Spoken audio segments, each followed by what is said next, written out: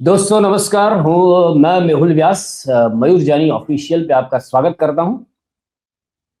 आज आपको ये तो बता ही दूं कि ईरान ने अभी वसूली भाई, यानी वो अपने गोलमाल मूवी में जो वसूली भाई थे उस तरह का नहीं, पर जो वाकई वसूली करना शुरू कर दिया। जो स्ट्रेट ऑफ हॉर्मुज है वहां से गुजरने के लिए अब वहां पे ईरान को अलग से उनका वो जो खंडनी बोलते हैं वो देना पड़ेगा। उसकी शुरुआत यानी 2 दिन पहले ऐसी आशंकाएं व्यक्त की गई थी कि भाई वहां पे उन्होंने जो माइंस समंदर में बिछा रखी है और वहां से जो आवाजाही बंद कर रखी है, तो उसमें उन्होंने गुजरने के लिए पैसे लेना शुरू कर दिया है। जी हाँ, वो भी अभी वसूली भाई बन गए हैं। उनको वो पनवेल जल्दी बोल, पनवेल के लिए निकलने की देरी हो रही है वाला जो डायलॉग है, उससे ऐसा है कि भाई जल्दी पैसे दे, हमें भी बहुत सारा युद्ध लड़ना है। तो ये भी ये मूवी एकदम से याद आई। उसका कारण ये है कि मैंने कल वो एक नरेंद्र दामोदर दास मोदी की 4 घंटे की प्रेस कॉन्फ्रेंस देखी, कि जिसमें उन्होंने 4 घंटे तक ये जस्टिफाई करने की कोशिश की धुरंधर तरीके से कि भाई जो नोटबंदी की थी वो बहुत ही महत्व की बात थी। तो थोड़ी 2 मिनट में धुरंधर पे बात कर लूं कि धुरंधर जो मूवी है वो सही में ये जो नमो गैंग है उनका प्रोपेगेंडा है, प्रचार है उनका, और कुछ नहीं है। वो काल्पनिक ये सारे पात्र है कहकर सारे रियल इंसिडेंसेस, जो रियल जन जिंदा लोग थे उनके नामों में हेर फेर करके वो सब कैरेक्टर बनाए गए हैं। वो हमारे जो जेम्स बॉन्ड कहे जाते हैं अजीत डोभाल, उनका एक कैरेक्टर को चमकाने की कोशिश की गई है। बहुत सारे अगर मूवी देखो तो बहुत सारे सवाल अगर उठते हैं। अगर खाली एंटरटेन होना है, वो अच्छी अच्छी फाइट देखना है, तो वो बात अलग है, क्योंकि बहुत पैसे तो कमा रही है मूवी। वैसे बहुत सारे रिपोर्ट है कि बहुत पैसे कमा रही है, तो वही तो उनका मोटिव था, पैसे कमाना है और सरकार की इमेज को चमकाना है। पर साथ ही इसमें इतने सारे सवाल हैं मूवी के कि उसके कोई उत्तर वो नहीं देती है मूवी, नो डाउट। बाकी के जो बैकग्राउंड स्कोर, फाइटिंग सीक्वेंसेस, वो सब लोगों को पसंद आ रहे होंगे तभी। और हो सकता है कि जो आंकड़ा भी है जो कमाई का, वो भी फर्जी हो सकता है, क्योंकि हमारे देश में नोटबंदी ये फिल्म के हिसाब से की गई, क्योंकि दाऊद इब्राहिम जो पाकिस्तान के कराची में बुढ़ा पड़ा हुआ है, उसको उत्तर प्रदेश का इलेक्शन उसको अपने कब्जे में करना था। इसलिए वो अतीक अहमद, कैरेक्टर के सारे नाम बदल दिए गए, के जरिए वो नेपाल के थ्रू 60,000 करोड़ रुपए भेज रहा था, जाली जाली नोट। इसकी बात वो धुरंधर वहां पे हमजा के थ्रू इनको पता चल गई, तो इन्होंने प्लान बनाया कि 60,000 करोड़ रुपए का ये चुनाव नहीं, यानी यूपी का चुनाव तो नहीं जीतने देंगे। तो इसलिए उन्होंने ये नोटबंदी अचानक से लागू कर दी। अब बताइए, हमारे देश की जो इकोनॉमी है उसके सामने 60,000 करोड़ रुपये, यानी आप समझ लीजिए कि कुछ भी नहीं है। वो कुछ भी नहीं है इतना, कि अगर यूपी के इलेक्शन के लिए आपका ये प्लान के पूरे भारत के 140 करोड़ लोगों को परेशान किया गया, चैनलों पे 2000 की नोट के गुणगान गाए गए, उसमें उसमें चीफ है से लेके बहुत सारे उनके बातें की गई, वो सब होने के साथ साथ पूरे भारत के लोग परेशान हुए, और उसके बाद भी आतंकवाद खत्म नहीं हुआ। ये सारे बातों को साइड पर रख दीजिए, और उस वक्त ये जो फिल्म दिखा रही है कि भाई ये बहुत बड़ा मसला था, इसलिए मोदी साहब ने मास्टर स्ट्रोक। और एक मजेदार बात यही है कि फिल्म में बहुत सारे, यानी सभी कैरेक्टर के नाम, बहुत सारे क्या सभी के जो दिखाई देते हैं, पाकिस्तान के नेता हो या वो आतंकी प्रवृत्ति से जुड़े हो या गुंडा तत्व हो, सारे सारे लोगों के नाम में, यानी नाम वो कुछ ना कुछ चेंज किया हुआ है। पर एकमात्र एकमेव ऐसा उसमें कैरेक्टर है जो टीवी पे दिखता है, खाली वो रियली में नहीं दिखाया, ओरिजिनल फुटेज दिखाए हैं।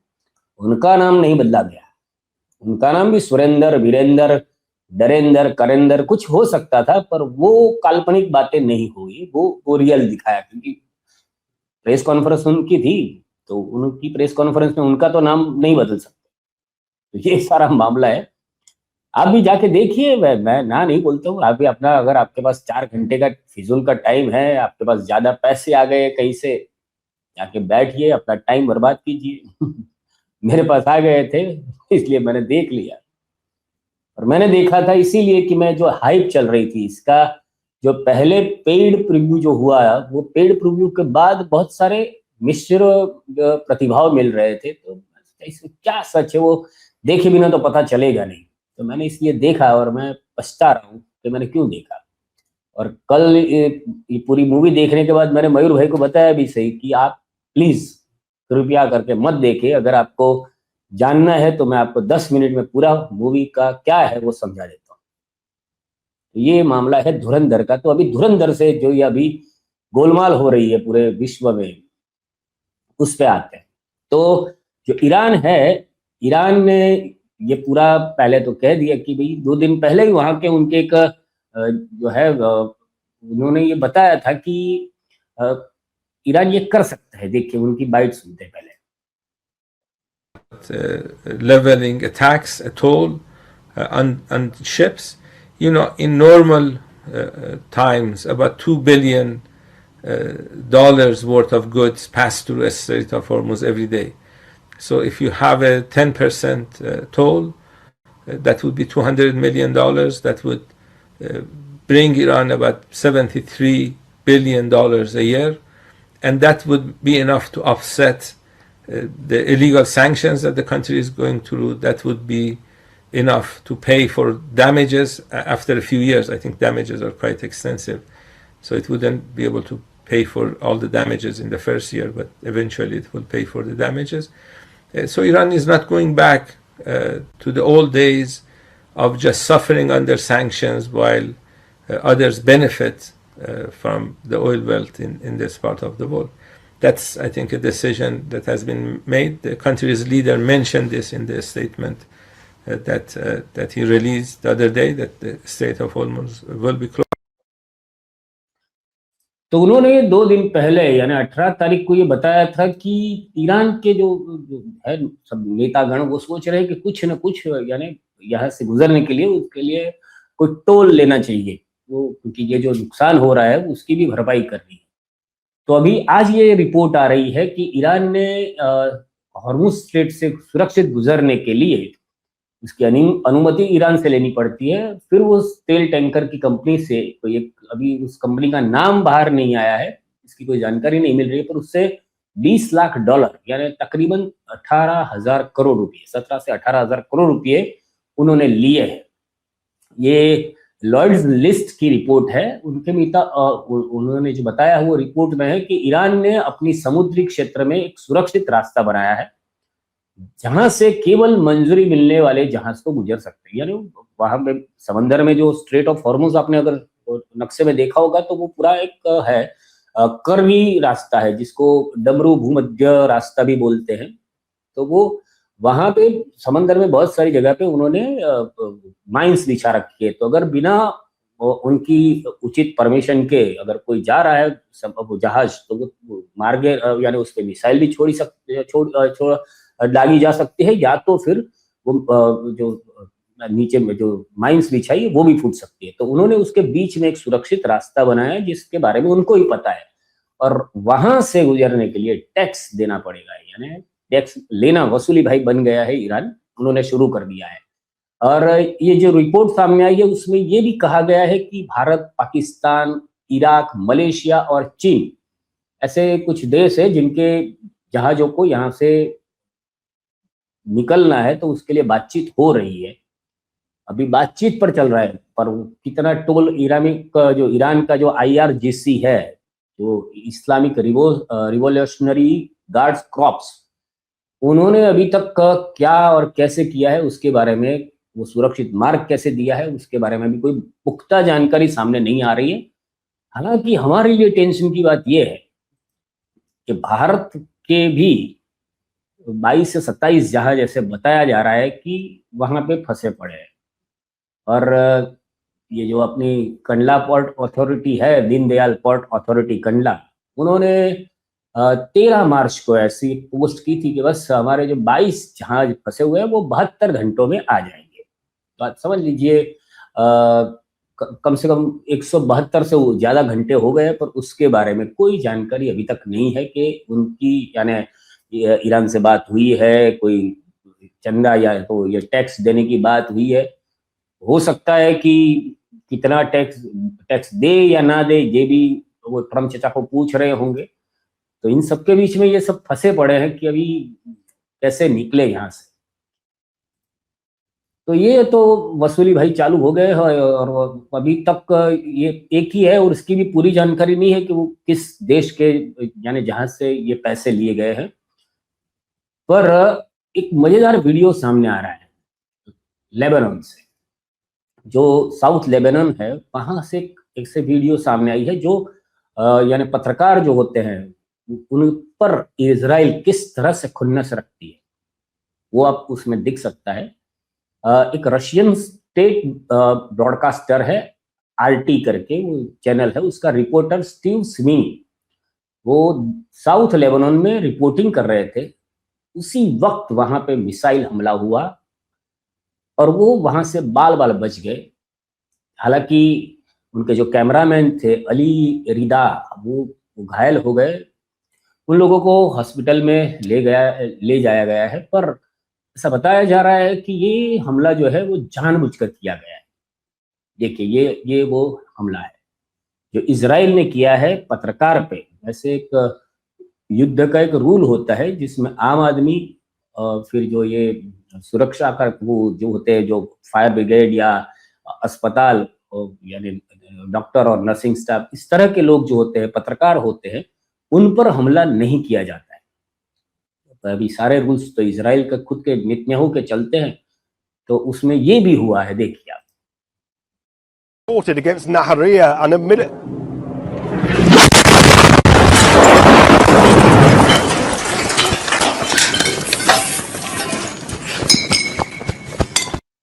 देखिए Further rocket attacks were reported against Nahariya and admitted.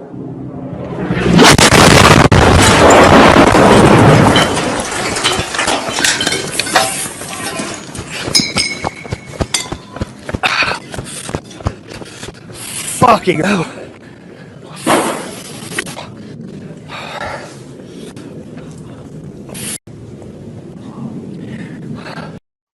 तो इस तरह से, क्योंकि इसमें ऐसा है कि देखिए वो ट्रम्प चचा है डोनाल्ड, वो अपने देश में पत्रकारों से बहुत ही यानी तर्कहीन उद्धत बातें करना शुरू हो गए हैं।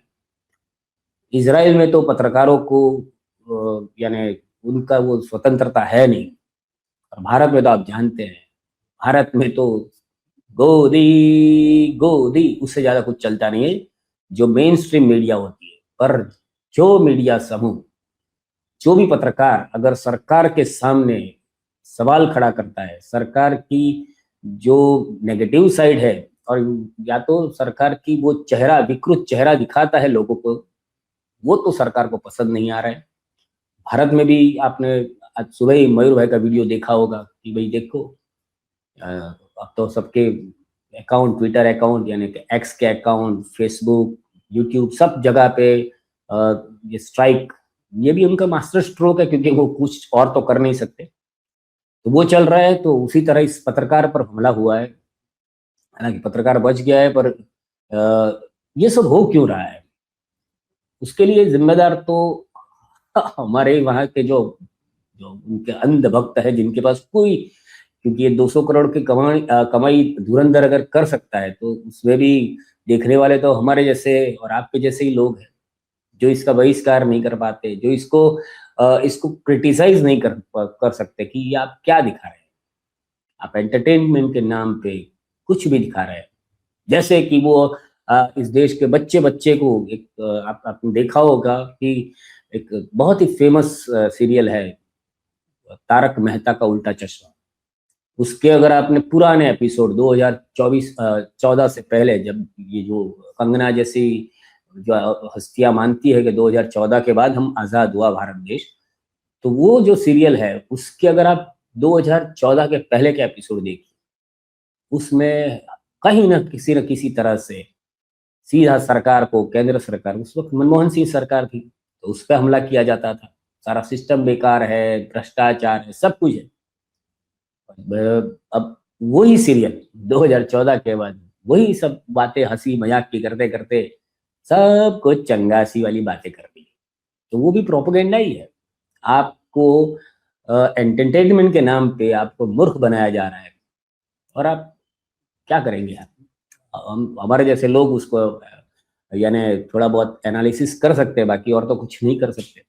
ताकि इस देश में ऐसे भी लोग हैं कि मैं एक आखिरी वीडियो आपको दिखाना चाहूंगा। हमारे यहाँ आपको शायद ध्यान में हो, जो ये भक्तगण हैं उनमें तेलंगाना में 2019 में उन्होंने ट्रंप का स्टैच्यू यानी उसकी प्रतिमा लगाई थी। कोई किसान था, भाषा कृष्ण या भूषा कृष्ण करके, उसने जब उस वक्त मोदी साहब ने जाके my dear friend Donald Trump ये सब किया था, तो उसी वक्त का है। तो उसने वो अपने वहाँ तेलंगाना में ट्रंप चचा की, उनके तो चाचा हुए, तो उनकी एक प्रतिमा बनाई, सोनेरी रंग यानी पूरा गोल्डन स्टैच्यू है। वहां पे एक आदिवासी जो एक्टिविस्ट है हंसराज मीना, उनका एक वीडियो वायरल हुआ है। अब देखिए, उन्होंने, ये कब का है पता नहीं है, पर ये ट्रंप चचा की जो प्रतिमा है, ये भक्तगण जो है एप्स्टीन फाइल में इसके काले करतूत सामने आ गए। 13 साल की बच्ची का जो 4 बार इंटरव्यू यानी उसका जो बयान लिया गया था वो भी सामने आ गया। और इतना अभी युद्ध कर रहा है, उसमें कुछ भी बोल रहा है। इस इंसान के और वो नेतन्याहू के कारण आज आधी दुनिया टेंशन में है, सब ईंधन खत्म हो रहा है। पर उसी वक्त ये जो हंसराज मीणा, उनका वीडियो देखिए, उनकी श्रद्धा देखिए। और ये 5,000 का एलपीजी गैस या तो 10,000 का भी होगा तो भी लेंगी, क्योंकि उनको तो चाहिए मोदी ही। क्योंकि ट्रम्प की इतनी भक्ति करते हैं तो मोदी की तो क्या करते होंगे, देखिए।